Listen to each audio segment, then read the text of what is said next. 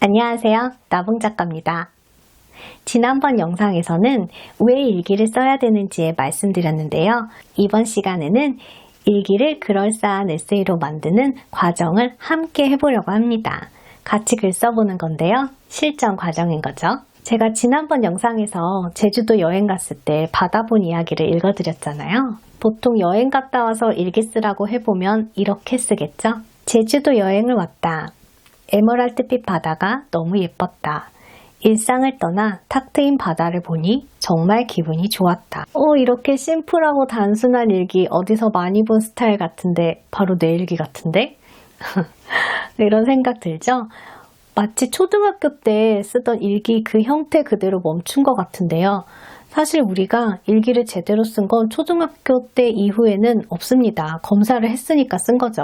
하지만 이거라도 쓰는 게 어딥니까? 이렇게라도 쓰신 분께 박수 보냅니다. 그럼 이제 밋밋한 일기 조금 멋들어지게 써볼까요? 누가 내 일기장을 훔쳐봐도 좀 부끄럽지 않아야 되잖아요. 일단 가장 먼저 쉽게 해볼 수 있는 방법이 묘사입니다. 그럼 같이 상황을 묘사해 볼게요. 저는 함덕에서 봤던 바다가 너무 그림 같고 고요하고 예뻤어요. 그럼 이렇게 묘사해 볼게요. 바다는 얕고 파도는 잔잔했다. 바닥이 그대로 드러나는 물결 위로 햇빛이 반사됐다. 수면 위로 빛이 떠다녔다. 물은 빛을 품고 한없이 고요했다. 사실 묘사는 그림을 그리듯이 장면을 떠올리면서 글을 쓰면 되는 가장 쉬운 방법이에요.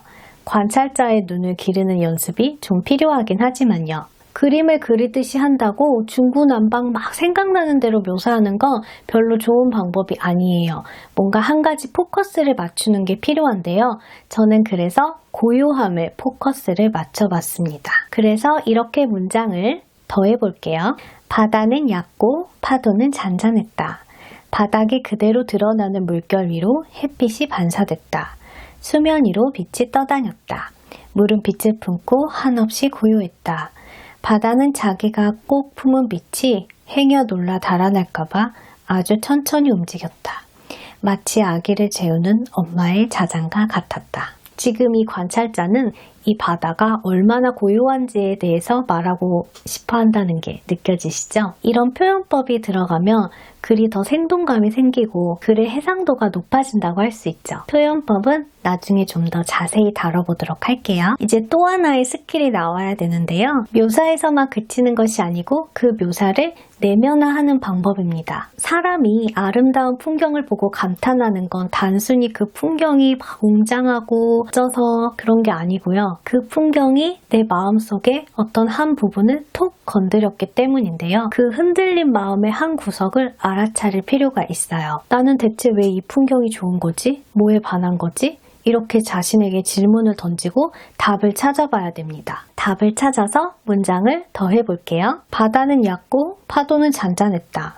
바닥이 그대로 드러나는 물결 위로 햇빛이 반사됐다. 수면 위로 빛이 떠다녔다. 물은 빛을 품고 한없이 고요했다. 고요와 평화란 이런 건가? 파도와 바람과 물결과 빛이 내 주변의 모든 것이 일정한 속도로 움직였고 내 마음이 그 풍경에 천천히 물들어가는 것. 저는 그 풍경이 복잡한 제 마음에 평화를 줬다는 게 좋았던 거예요. 풍경을 주관화시킴으로써 글은 점점 글쓴이의 내밀한 마음을 따라가게 됩니다. 마치 깔때기처럼 말이죠. 글쓴이의 마음속으로 빨려 들어가는 느낌이 들어요. 이제 그 풍경은 단순한 나를 둘러싼 풍경이 아니라 오직 나만의 특별한 풍경이 되는 겁니다. 이 고요한 바다 하나만으로도 글을 막 몇백 페이지를 써내면 좋겠지만 그러기엔 우리의 글빨이 너무 빈약하죠. 그때 좋은 방법이 바로 다른 소재 끌어오기입니다. 생각을 해보니까 저한테는 전날 본 우도의 바다가 있었어요.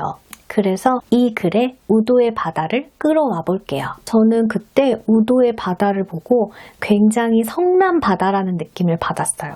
그리고 거기서 생명력을 느꼈어요. 마치 단순한 물이 아니라 살아있는 하나의 생명체 같다는 그런 느낌이었죠. 그래서 이 고요한 바다랑 성난 바다를 뭔가 연결하면은 괜찮은 글이 나올 것 같아요. 근데 사실 똑같은 바다인데 왜 얘는 고요하고 왜 얘는 성난바다 이렇게 느꼈죠?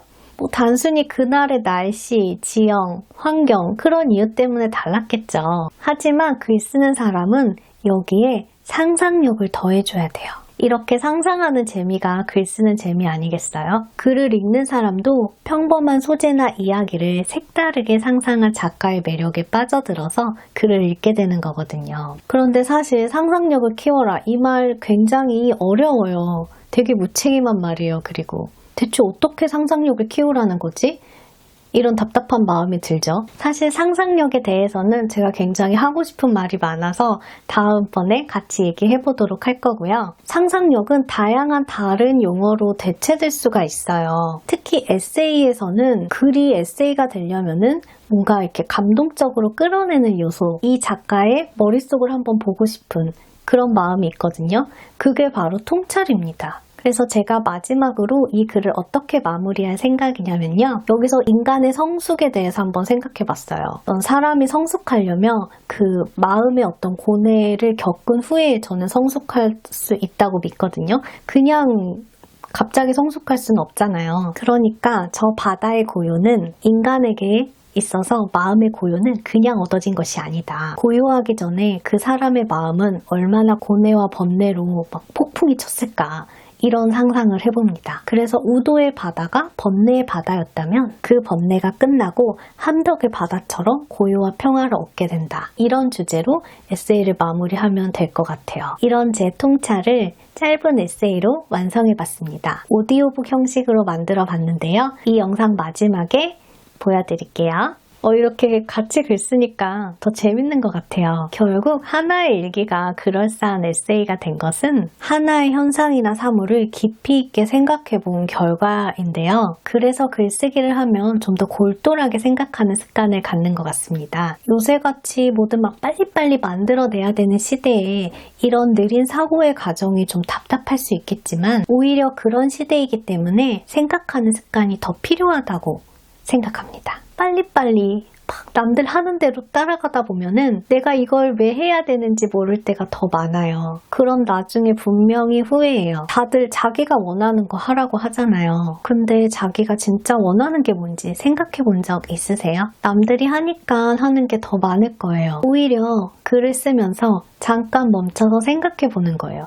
내가 이걸 왜 하려고 했지? 나는 어떤 사람이지? 이렇게 생각하는 습관이 오히려 개성을 중시하는 이 시대에 자신의 매력적인 무기가 될 수 있습니다. 그럼 오늘 제 영상은 여기까지고요. 다음 시간에는 일기와 에세이가 도대체 어떻게 다른 건지, 독자를 고려해서 쓰라고 하는데 대체 그 방법은 무엇인지에 대해서 알아볼게요.